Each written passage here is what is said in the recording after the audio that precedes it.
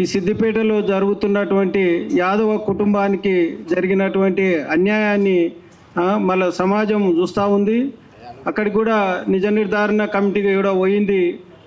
వాళ్ళు నిర్ధారణ చేసిండ్రు. ఈ ఏదైతే ఈ కుటుంబం రాగం మోహన్, అదేవిధంగా రాగం రఘు, వాళ్ళు ఇప్పుడు వాళ్ళ తాత ముత్తాతల నుంచి కూడా ఆ భూమిని అక్కడనే దున్నుకుంటూ బతుకుతుండరు.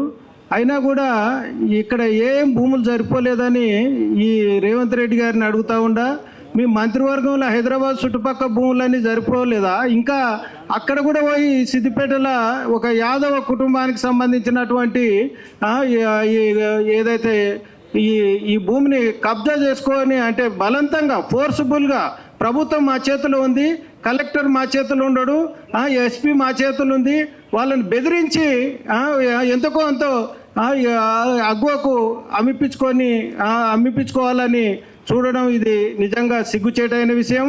తక్షణమే మంత్రివర్గం నుంచి పొన్నం ప్రభాకర్ గౌడ్ను బర్తాఫ్ చేయాలని కూడా ఈ సందర్భంగా తెలియజేస్తా ఉండా.